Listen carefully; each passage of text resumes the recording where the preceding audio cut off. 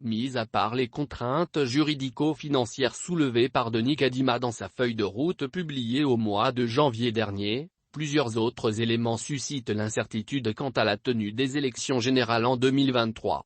Si le Parlement veut jouer aux sapeurs-pompiers en examinant la loi électorale pour doter la Commission électorale nationale indépendante, ce ni d'un document actualisé après révision de certaines dispositions, l'opposition est loin d'accorder crédit à la démarche de la Chambre basse du Parlement qui relie le texte en première instance, qu'elle accuse de faire le jeu du pouvoir.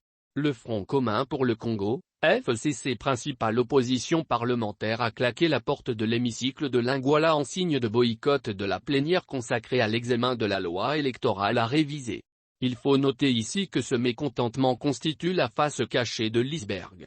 À en croire un analyste qui s'est confié à Actu7.cd, le pire est à craindre avec la pression émanant aussi de la MUCA où ces ténors exigent un dialogue en prélude des élections futures voulues libres et apaisées, résultat d'un processus inclusif.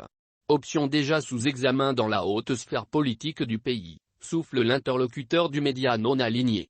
De ce qui précède, il y a lieu de craindre la répétition de l'histoire qui veut qu'à l'approche d'un rendez-vous politique avec l'histoire, le peuple soit tourné en dérision par ses dirigeants pour pérenniser une réalité qui ne colle pas. Aussi, à savoir que, sur le plan financier, le pays de Tshisekedi ne peut en aucun cas manquer des moyens utiles d'organiser les bonnes élections. Tout est donc suspendu à la volonté politique de la classe au pouvoir d'État à Kinshasa.